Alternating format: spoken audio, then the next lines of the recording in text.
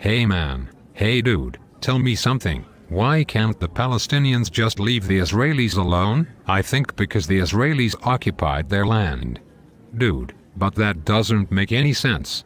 Egypt, Jordan and Syria along with other Arab states attacked Israel in 1967 in order to destroy Israel. By trying to defend itself, Israel took control of certain areas in Jordan, Egypt and Syria. It's not Israel's fault they won a war against several armies. By the way, Israel gave the entire Sinai back to Egypt in 1979, which is twice the size of the state of Israel.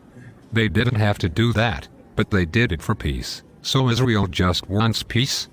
What about the radical right-wingers who break into Israeli army bases and harass the Palestinians? Those people do not represent the Israeli people, they represent themselves.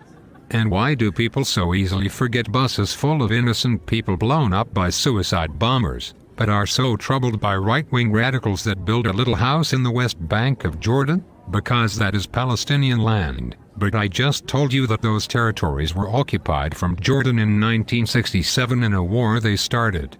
The people that call themselves Palestinians are Jordanians and Syrians. Azmi Bashara, who is a Knesset member and is considered a Palestinian, said that there is no Palestinian nation and that they are all Syrians and Jordanians. You are a racist and a liar. I read a lot of newspapers and I am convinced that if Israel disengages from the entire West Bank, there will be peace.